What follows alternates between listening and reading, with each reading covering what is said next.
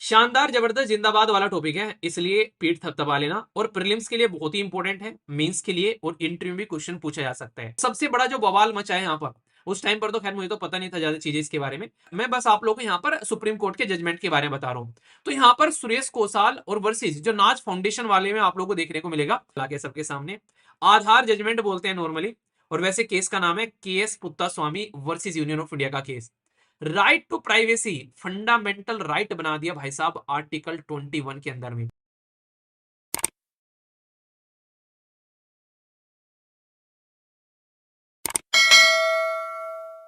शानदार जबरदस्त जिंदाबाद वाला टॉपिक है, इसलिए पीठ थपथपा लेना। और प्रीलिम्स के लिए बहुत ही इंपॉर्टेंट है, मेंस के लिए और इंटरव्यू में क्वेश्चन पूछा जा सकता है। कोई एक ऐसी मूवी बताओ जिसमें गे कम्युनिटी के बारे में बताया गया है। खासकर आयुष्मान खुराना की मूवी आप लोगों ने देखी होगी। अभी ड्रीम गर्ल करके भी, में ड्रीम गर्ल 2 में था ना शायद, उसने वो दिखाया था जिसमें उसका जो लड़की बनता है जिसके लिए, वो भी उसी कैटेगरी में होते हैं यहाँ पर। तो ये एक तरीके की इंसान की बॉडी की स्ट्रक्चर और उसकी फीलिंग है यहाँ पर। अब तक हम लोग इसको एक्सेप्ट नहीं करते थे, पर आज की डेट में जो कम्युनिटी है यहाँ पर, खासकर जैसे लेस्बियन, गे, ट्रांसजेंडर, इनके बारे में जब हम लोग बात करते हैं, तो आज की डेट में आप लोग देखो दिल्ली के अंदर भी यहाँ पर ये अपनी प्राइड मार्च लेकर चल रहे हैं संडे के अंदर में। और ये फ्लैग इस्तेमाल इनके द्वारा किया जाता है यहाँ पर। ये इनका फ्लैग है जो आप लोग को देखने को मिलेगा, जिसमें ये अपनी यूनिटी को दिखाते हैं। सबसे पहले मैं आप लोग को बताता हूँ किस तरीके से आप लोग को यहाँ पर चीजें देखने को मिलती है। फिर मैं आप लोगों को यहाँ पर सुप्रीम कोर्ट के जजमेंट बताऊंगा इसको लेकर। ये बहुत ही इंपॉर्टेंट टॉपिक है और यहाँ से कई बार क्वेश्चन पूछे जा चुके हैं इन केसेस के बारे में, अगर आप लोग डेटा को उठाकर देखोगे, ठीक है। तो इसलिए ध्यान से आप लोग देखना अच्छे से। यहाँ पर सबसे पहले बात करते हैं, जो भाई साहब एक पर्टिकुलर अभी एक कॉमेडियन थी, उसका नाम मुझे याद नहीं आ रहा, बड़ी फेमस हुई यहाँ पर, उसने इस टॉपिक के बारे में बात की थी। तो कह रही है कि आधे लोगों को तो पता ही नहीं है, एलजीटीवी बोल देते हैं, ठीक है। तो यहाँ पर ये होता है एलजीबीटी। फिर यहाँ पर अलग अलग कैटेगरी इसमें आना स्टार्ट हो गई आगे चलकर। तो इसमें अब लाइन जो है वो बढ़ती जा रही है, ये अपनी शरीर के अंदर में इंसान कैसा फील करता है उसके बेसिस पर यहाँ पर इसको यहाँ पर कैटेगराइज किया जाता है, ठीक है। पहले तो हम लोग नॉर्मली मैं आप लोगों को बताऊं, जब तक मैंने अपनी जो है एग्जाम के लिए प्रिपरेशन स्टार्ट नहीं की, तब तक मैं ओनली किन्नर जानता था कि भाई किन्नर है जिनको हिजरा बोलते हैं गांव में, तो इनको मैं जानता था। फिर मुझे पता चला जब मैंने पढ़ने स्टार्ट किया, मैंने कहा यार ये तो बहुत लंबी लाइन है। कोई यहाँ पर लेस्बियन बोल देते हैं, जैसे फीमेल फीमेल एक दूसरे के साथ में रहती हैं उसको लेस्बियन बोल देते हैं, ठीक है। गे यानी कि मेल मेल एक दूसरे के साथ में रहते हैं, फिजिकल रिलेशन बनाते हैं, उसको गे बोल देते हैं। बाइसेक्चुअल हो गए यहाँ पर कि बाइसेक्चुअल भाई साहब दोनों के साथ में रिलेशन बना सकते हैं, ठीक है। यहाँ पर एक तरीके से उनको फीमेल और मेल से कोई फर्क नहीं पड़ रहा है, तो इनको बाइसेक्सुअल बोल देते हैं। ट्रांसजेंडर जैसे किन्नर कम्युनिटी आप लोग यहाँ पर बोलते हो, ठीक है। एक क्वीर होता है विचित्र, इसको बताइए, देखता हूँ आप में से कौन बता पाता है यहाँ पर। तो ये इस तरीके से यहाँ पर डिफाइन किया जाता है इनको। यहाँ पर ये एक तरीके की, देखो हर एक इंसान की फीलिंग है। कई बार आप लोगों ने देखा होगा आज के डेट में तो ये पॉसिबल भी है, एक लड़का है पर अंदर से उसकी फीलिंग ऐसी है कि वो एक लड़की की फीलिंग अपने अंदर लेकर चलता है, यानी कि लड़कियों की तरह रहना उसको पसंद है, लड़कियों की तरह एक तरीके से अपनी जिंदगी व्यतीत करना पसंद है, क्योंकि उसको अंदर से फील होता है कि वो एक लड़का नहीं है, वो एक लड़की है, ये उसको अंदर से फील होता है। कई बार सेम ऐसा होता है, जो लड़कियां होती हैं आप लोगों ने देखा होगा, अपने जो बाल कट कर कर बिल्कुल लड़कों की तरह, टॉम्स जो वो क्या बोलते हैं, बॉयज लुक रखते हैं, टॉम्स बॉय क्या करके बोलते हैं उसको। तो उनको ऐसा लगता है कि हाँ हम लड़के हैं, तो उस तरीके की फीलिंग आती है। तो ये शरीर के अंदर में ऐसा लगता है कि गलत, मतलब एक तरीके से एक शरीर कुछ और है, गलत एक तरीके से उसके अंदर में सिस्टम क्रिएट कर दिया गया ऊपर वाले ने गलती से, ठीक है। तो ये आप लोग समझ सकते हैं। तो जो क्वीर है यहाँ पर, ये एक तरीके का आप लोग बोल सकते हो, ये अलग तरीके का एक अम्ब्रेला टर्म हो जाता है जिसमें इन सबको कवर कर लिया जाता है, ठीक है। जैसे कि यहाँ पर लेस्बियन, गे, ये सारे, तो क्वीर एक पर्टिकुलर एक टर्म, अम्ब्रेला टर्म बोल देते हैं, जिसमें सारी इनको कंसिडर कर लिया जाता है, लगभग आप लोग बोल सकते हैं, ठीक है, कि हाँ भाई सबको इकट्ठा करके हम लोगों ने इसको क्वीर बोल दिया। तो यहाँ पर ये कैटेगरी जो है, यहाँ पर इनको सोसाइटी में नॉर्मली एक्सेप्ट नहीं किया जाता है। और ये इतना बड़ा मुद्दा बना कि हमारे देश के अंदर में इसको लेकर बाकायदा केस भी गए। और सबसे बड़ा जो बवाल मचा है यहाँ पर, उस टाइम पर तो खैर मुझे तो पता नहीं था ज्यादा चीजें इसके बारे में, पर लेकिन सबसे ज्यादा जो बवाल मचा है, फिर मैंने आगे चलकर पढ़ा कि भाई क्या है, क्या प्रोटेस्ट चल रहे हैं, क्या मुद्दा बन रहा है, आखिर वो क्या है, फिर मैं आप लोगों को यहाँ पर बताता हूँ। देखो होता क्या है, आज की डेट में कई सारे, जैसे नॉर्मली एक मेल है, ठीक है, और एक फीमेल है। अगर मेल और फीमेल की ओर एक दूसरे को देखकर अट्रैक्ट हो रहे हैं, तो ये नेचुरल है, क्योंकि एक तरीके से अपोजिट जेंडर के हैं और नेचर ने इसी तरीके से बनाया है। अगर किसी के अंदर में फीलिंग नहीं आ रही है, ठीक है, एक दूसरे को देखकर इस तरीके से मेल और फीमेल को, तो भाई इसका मतलब जो है कुछ ना कुछ गड़बड़ है बॉडी के अंदर में। ये बात एक आप लोग ध्यान रखिएगा, ठीक है। पर लेकिन होता क्या है, नॉर्मली इसके लिए जो सबसे अच्छा सॉल्यूशन है कि हाँ इंसान के अंदर फीलिंग आ रही है, पर उसको आप लोगों को अगर डाइवर्ट करना है, ये एक तरीके की एनर्जी होती है, ठीक है, इसको डाइवर्ट करना है, तो सबसे आसान तरीका है अपने काम पर फोकस करो। और दूसरा इस सबसे आसान तरीका इससे भी बेहतरीन है, थोड़ा बहुत योगा करना स्टार्ट कर दो, ठीक है। तो आप लोग अपने माइंड को कंट्रोल कर पाओगे। खासकर बच्चे बहुत परेशान रहते हैं जब एज रहती है, खासकर 16 से लेके 24 के बीच में। ये सबसे खतरनाक लेवल की एज मानता हूं मैं, ठीक है। ये सबसे ज्यादा एक तरीके से एक नहीं कहते हैं ढुलमुल रवैये वाली रेज रहती है इंसान की। तो यहाँ पे बच्चों को गाइड करना बड़ा जरूरी है यहाँ पर, ठीक है। आगे चलकर तो 25 के ऊपर जाकर फिर मैच्योरिटी आने लगती है, चीजों को समझने लगते हैं। पर ये वाली जो एक तरीके से एज ग्रुप है, ये अनगाइडेड मिसाइल है, ठीक है। ये समझो पता नहीं कहां जाके जिंदगी बर्बाद करेंगे। तो चलो ये तो एक अलग टॉपिक हो गया। पर मैं हूं यहाँ पर कहां पर, मैं हूं इस पर्टिकुलर टॉपिक पर। एक हमारे देश के अंदर में अगर आप लोग बात करो, एक पर्टिकुलर अंग्रेजों के टाइम पर भी अगर कोई लड़का और कोई लड़की आपस में अगर रहते हैं, शादी करते हैं, बच्चे पैदा करते हैं, तो भाई दुनिया चलती है आगे, सही है। ऐसी जनरेशन चली हुई आ रही है। पर लेकिन अगर लड़का लड़का आपस में रहने लगे और लड़की लड़की आपस में रहने लगे, तो इसको नॉर्मली पुराने टाइम पर अननेचुरल माना जाता था कि भाई ऐसे कैसे रह लेंगे यार एक दूसरे के साथ में। तो यहाँ पर अगर कोई ऐसे एक दूसरे के साथ में रहता था या पाया जाता था, तो उनको मैक्सिमम छुप छुप के रहना पड़ता था कि भाई किसी को पता ना चल जाए कि ये लेस्बियन है, किसी को पता ना चल जाए कि भाई साहब ये गे है। तो यहाँ पर एक केस आया हमारे देश के अंदर में, दिल्ली हाई कोर्ट के अंदर में, जिसको बोलते हैं नाज फाउंडेशन वर्सेस ये गवर्नमेंट ऑफ जो नेशनल कैपिटल है टेरिटरी हमारे देश की दिल्ली, उसका केस गया दिल्ली हाई कोर्ट के अंदर में 2009 में। इस केस ने क्या किया भाई, इस केस में पहले तो दो आदमी थे रूलिंग, एक साइड में तो फाउंडेशन थे, एक साइड में था यहाँ पर सुरेश कोसाल, ठीक है, जिसका केस अभी आगे आप लोग को देखने को मिलेगा। तो यहाँ पर ये था मुद्दा कि सुप्रीम कोर्ट ने क्या किया, यहाँ पर ये पर्टिकुलर जो केस था ये जब निकल कर आया यहाँ पर, तो इस केस के अंदर में सुप्रीम कोर्ट ने क्या किया आगे चल के बताऊंगा सुरेश कोसाल वाले में। इस पहले इस केस को सुनो। इस केस में यहाँ पर दिल्ली हाईकोर्ट के अंदर ये बोला गया कि अगर लड़का लड़की एक दूसरे सॉरी लड़के लड़के एक दूसरे के साथ में, लड़की लड़की एक दूसरे के साथ में रहते हैं, तो भाई साहब उनको कोई भी रोक टोक नहीं होनी चाहिए, उनकी लाइफ है, उनको अपने हिसाब से यहाँ पर जिंदगी एंजॉय करनी चाहिए। तो यहां पर बात की गई, यहां पर ये था सेक्शन 377। तो सेक्शन 377 को यहां पर उन्होंने डीक्रिमिनलाइज कर दिया। डीक्रिमिनलाइज मतलब अगर कोई लड़का लड़का एक दूसरे के साथ में रह रहे हैं या लड़की लड़की एक दूसरे के साथ में रह रही है, तो उसमें कोई दिक्कत नहीं होगी, वो रह सकते हैं एक दूसरे के साथ में। यहाँ पर मतलब एक तरीके से अपनी लाइफ को एंजॉय कर सकते हैं, अपनी प्राइवेट मूवमेंट जो उनको लगता है अपने हिसाब से जिंदगी वो जी सकते हैं। ये किसने बोला, ये 2009 की बात कर रहा हूं, ठीक है। देखो कितने एडवांस हो गए थे हम लोग 2009 में कि एटलीस्ट इस बारे में सोच पा रहे हैं। तो यहाँ पर ये दिल्ली हाईकोर्ट का डिसीजन आया। पर लेकिन इस डिसीजन को आने के बाद में भाई देश के अंदर में प्रोटेस्ट होने लगे, मतलब बवाल होने लगे इसको लेकर कि भाई हमारी सोसाइटी को बेकार हो जाएगी इस तरीके से, अगर लड़की लड़की और लड़के लड़के आपस में रहना स्टार्ट कर देंगे तो हमारे समाज का जो एक फैब्रिक है वो बिगड़ जाएगा। कई सारी चीजें यहाँ पर निकल कर आई और ये एक तरीके से क्रिटिसिज्म हुआ इस केस का बड़ा तगड़ा। और फिर यहाँ पर इस केस को लेकर पहुंच गए सुप्रीम कोर्ट के अंदर में। तो सुप्रीम कोर्ट में जब इस केस को लेकर पहुंचे 2013 में, तो भाई इस केस को बोला जाता है सुरेश कोसाल। इसमें क्या किया सुप्रीम कोर्ट ने, जो दिल्ली हाई कोर्ट का जजमेंट था उसको पलट दिया। कहा ऐसा नहीं होगा, अगर कोई रहता है तो यहां पर इसको क्रिमिनल कैटेगरी में ही रखेंगे और सेक्शन 377 जो है वो यहां पर ऐसे ही चलता रहेगा, उसको हटाया नहीं जाएगा, ठीक है। तो यानी कि डीक्रिमिनलाइज जो किया था उसको यहां पर तो फिर से बोला यहां पर और डिसीजन को रिवर्स कर दिया यहां पर, ठीक है। रीजन क्या बताया गया कि भाई अगर ऐसा होता है तो लोगों की पब्लिक हेल्थ पर यहां पर इंपैक्ट पड़ेगा, ठीक है। इसी के साथ में जो ट्रेडिशनल वैल्यूज है यहां पर वो यहां पर दिक्कत में आएगी, क्योंकि लड़की लड़की और लड़का लड़का एक दूसरे के साथ में अगर रहेंगे तो भाई वो बच्चा पैदा तो करेंगे नहीं, तो फिर सोसाइटी कैसे आगे बढ़ेगी भाई साहब, ये तो वो दिक्कतें आने लगी। तो बहुत सारे उनके द्वारा आर्ग्यूमेंट रखे गए, ये मेरे आर्ग्यूमेंट नहीं है, सुप्रीम कोर्ट के अंदर में जो आर्ग्यूमेंट है मैं उनको डिस्कस कर रहा हूं, ठीक है। तो ये एक इंडिविजुअल इंसान की खुद की सोच है कि उसको अपनी लाइफ कैसे कैसे एंजॉय करनी है। मैं कौन होता हूं आप लोगों को इस बात के लिए कुछ बोलने वाला, ठीक है। तो यहां पर मैं बस आप लोगों को यहां पर सुप्रीम कोर्ट के जजमेंट के बारे में बता रहा हूं। तो यहां पर सुरेश कोसाल और वर्सेस जो नाज फाउंडेशन वाले में आप लोगों को देखने को मिलेगा।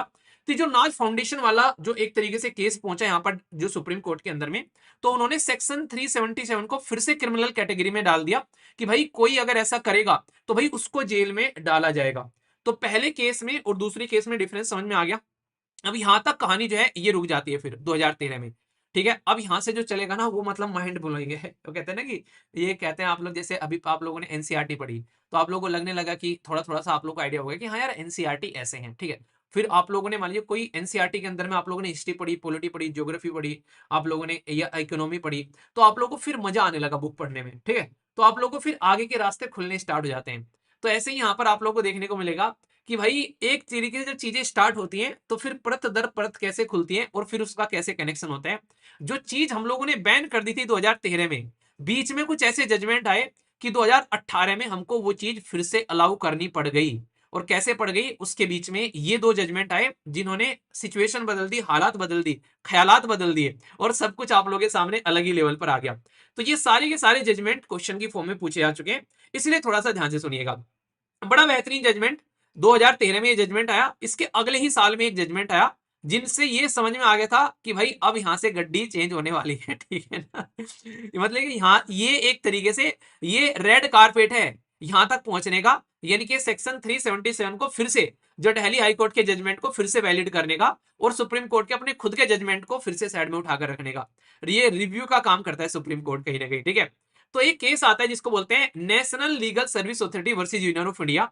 ये केस होता है हमारे देश के अंदर में 2014 में, और पहली बार देश के अंदर में जो किन्नर समुदाय है जिसको कोई यहाँ पर मानता नहीं था, एक्सेप्ट नहीं करता था समाज के अंदर में, हमारे कोई फॉर्म भरने जाते हैं, कहीं भर्ती में हम लोग जा रहे हैं, कोई भी कुछ कर रहे हैं, कॉलम रहता था मेल है या फिर फीमेल है, ठीक है।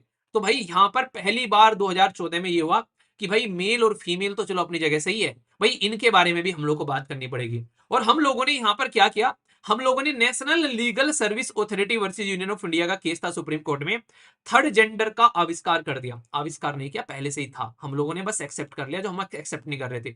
और इनको राइट टू जेंडर आइडेंटिटी दी गई यहाँ पर कि भाई ये भी है समाज का हिस्सा, हम लोग क्यों इग्नोर कर रहे हैं। सर घर में कोई बच्चा पैदा हुआ है, किन्नर हो गया, भाई उसको उठाकर ले गए, मतलब घर वालों ने खुद ही छोड़ दिया, कैसे छोड़ सकते हैं यार। एक बच्चा पैदा किया, माँ की कोख में रहा और घर वाले बस ये सोचकर कि किन्नर है, उसमें उसकी क्या गलती है यार। अगर उसकी बॉडी में कुछ पार्ट्स इस तरीके से चेंज हो गए तो बच्चे की तो कोई गलती नहीं है यहाँ पर। तो इस तरीके से कंडीशन आप लोग समझ सकते हैं। ये सारे के सारे केस जो है ना अलग अलग पूरे के पूरे टॉपिक्स हैं, ये समझना आप लोग, जो मैं आप लोग कंबाइन कर कर एक स्लाइड में बता रहा हूँ। तो ये जिस्ट है आप लोगों के सामने, बिल्कुल नहीं एक तरीके से अर्जुन की तरह वो, बिल्कुल एक तरीके से चिड़िया की आंख पर निशाने लगाने वाली बातें है, ठीक है।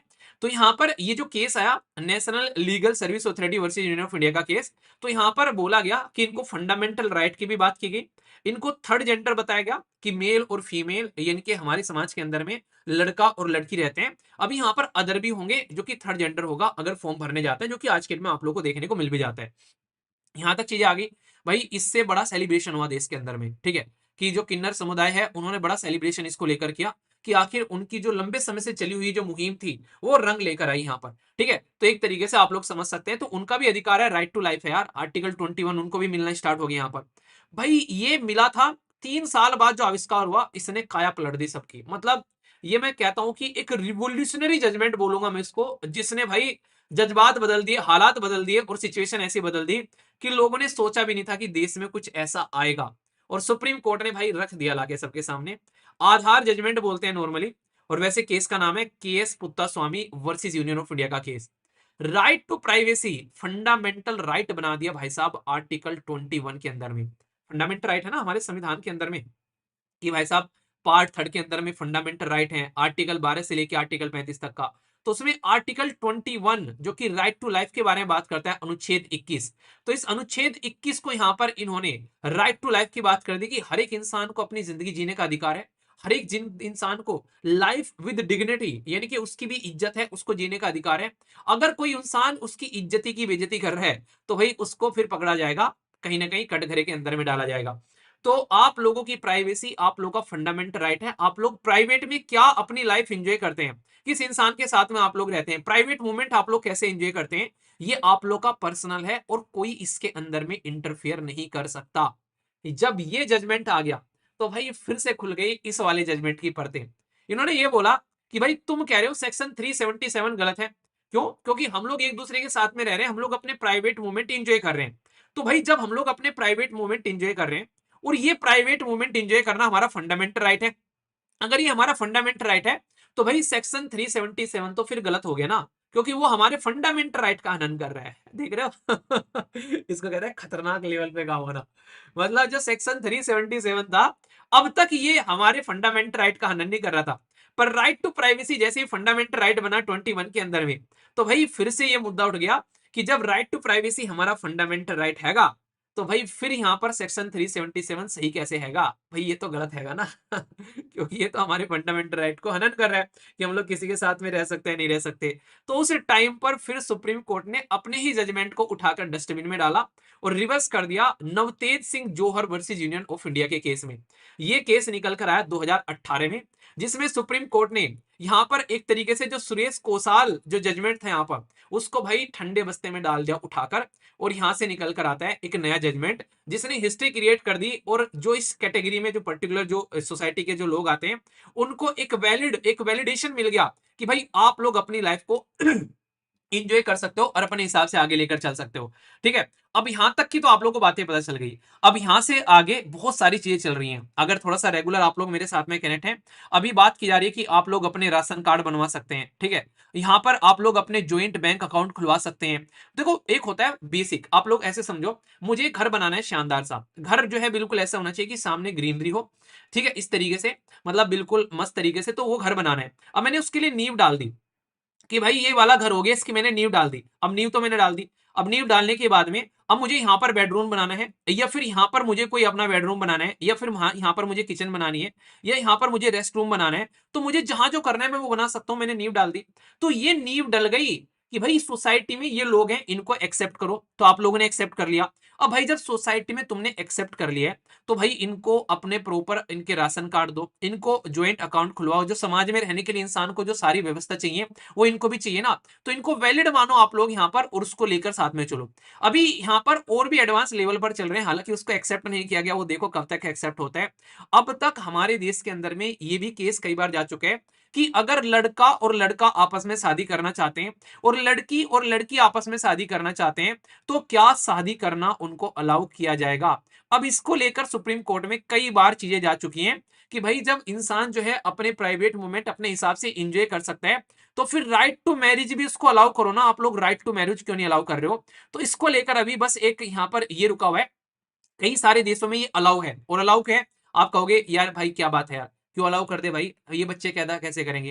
देखो, इसके लिए कई सारे सॉल्यूशन बताए जाते हैं। जैसे अभी यहाँ पर एक पर्टिकुलर मैं मैगजीन पढ़ रहा था, उसमें रिसर्च छपी थी इस चीज को लेकर। आज की डेट में आप लोगों को पता है कि मेल और फीमेल चाहे तो अपना सेक्स चेंज कर सकते हैं। यानी कि अगर जैसे नहीं वो कह रहा था कि परसों तरसों में लेक्चर ले रहा है, कह रहा सर आप लड़की बड़ी अच्छा बनते हैं। मैंने कहा ये देखो, बदतमीज इंसान जो हूं मैं अच्छा हूँ, ठीक है ना। तो अगर मान लीजिए मुझे कल को लड़की बनना पड़ जाए और मुझे अपना जेंडर चेंज करना पड़ जाए, तो मतलब मैं करवा सकता हूं। आज की डेट में ये ऐसी टेक्नोलॉजी अवेलेबल है।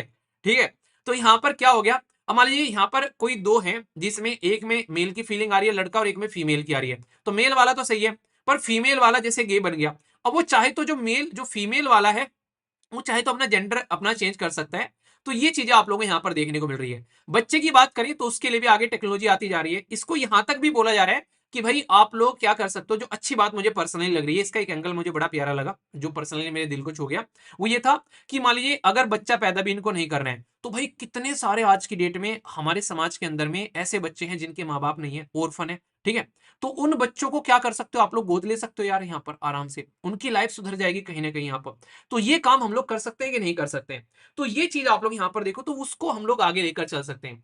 तो ये अभी आने वाले टाइम में इसमें और एडवांसमेंट आप लोग को देखने को मिल रहा है। अब देखने वाली बात है कि हम लोग कहां पर जाकर एक तरीके से कंप्लीट सोसाइटी का पार्ट मानेंगे यहाँ पर हम लोग इस पर्टिकुलर कैटेगरी में लोगों को, और कब तक उनको एक पूरा नॉर्मल इंसान मानकर उनको उनके वो अधिकार देंगे जो कि मेरे और आपके जैसे लोगों को मिले हुए हैं। तो ये चीजें आप लोगों को देखने को मिलेगी। ठीक है, तो ये सारी बातें हैं। तो मैं आशा करता हूं कि आप लोगों को ये पूरा का पूरा टॉपिक समझ में आ गया होगा।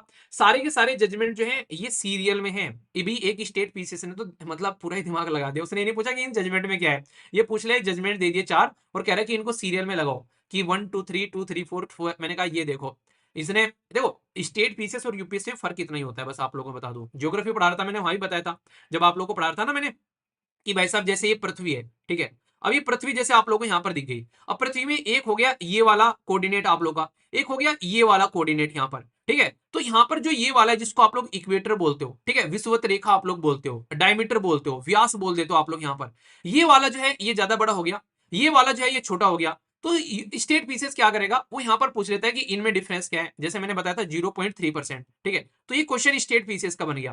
पर वहां पर यूपीएससी में कैसे पूछ लेते हैं, वहां पर आप लोग रेफरेंस देकर बता देंगे कि भाई ये वाला जो एरिया है, जब इनका नाम लिया जाता है बकायदा, वो बोलता है कि इसको इसके साथ में कंपेयर करके बताओ। एक सेकेंड। तो यहाँ पर उसमें किस तरीके से क्वेश्चन आप लोगों से पूछे जाते हैं, तो उसमें जैसे मैंने बताया था ना कि equatorial diameter is polar is मतलब greater than the polar diameter. तो वहां पर यूपीएससी में चीजें वही पूछेंगे, पर वो थोड़ा सा इस तरीके से पूछ लेंगे। तो यहाँ पर इक्वेटोरियल डायमीटर आप लोग का ये हो गया। और इक्वेटोरियल डायमीटर कितना होता है ये मैंने आप लोगों को बताया था, देखता हूँ किस किस को याद है। तो ये होता है 12,756 किलोमीटर। जबकि पोलर डायमीटर जो होता है वो कितना होता है, यहाँ पर ये होता है 12,714 किलोमीटर यहाँ पर। तो जो डिफरेंस है दोनों के बीच में, ये डिफरेंस आ गया यहाँ पर 0.3 का, जो मैंने आप लोगों को समझाया भी था। ठीक है, तो इस 0.3% का जो डिफरेंस आ रहा है यहाँ पर, ये डायरेक्ट आप लोग क्वेश्चन बन जाता है स्टेट पीसीएस के अंदर में फैक्चुअल, या फिर इनके बारे में पूछ लेंगे। पर वो बोलेंगे स्टेटमेंट देकर, जैसे मैंने बताया था कि भाई साहब इक्वेटोरियल डायमीटर, या जिसको हिंदी में भूमध्य व्यास बोलते हैं आप लोग यहाँ पर, पोलर डायमीटर यानी कि ध्रुवीय व्यास से छोटा या फिर बड़ा है, उन्होंने स्टेटमेंट बना दी। टॉपिक तो वही है ना, तो इतना सा फर्क आप लोगों को देखने को मिलेगा। तो इसीलिए जब आप लोगों ने ये क्वेश्चन जो मैं आप लोगों को बता रहा हूं उसमें क्या करेंगे, जैसे स्टेट पीसी ने बोल दिया इनका नंबरिंग में लगा दो, पर यूपीएससी में कैसे करते हैं, यूपीएससी में बोल देंगे भाई साहब कि नेशनल लीगल सर्विस अथॉरिटी की वजह से क्या क्या चेंज हुए थे जजमेंट के बारे में, 2-3 पॉइंट लिख कर दे देंगे आप लोगों को। तो ये चीजें आप लोगों को यहाँ पर समझनी पड़ेगी। ठीक है, तो बहुत ही बेसिक है और इंपॉर्टेंट भी है, तो इसलिए ध्यान रखिएगा। तो ये कई सारे टॉपिक हैं जो एक ही जगह इकट्ठे कर कर 5 जजमेंट सोचो मैंने एक जगह बता दिया आप लोगों को इकट्ठे कर। तो अपने आप में ये बहुत ही एक शानदार है, इनको ढंग से याद रखिएगा। कंफ्यूजन आना नहीं है, कंफ्यूजन हो तो यही छोड़ के जाना भाई, मेरी गोदी में डालकर, मैंने आप लोगों को बता दिया था। ठीक है,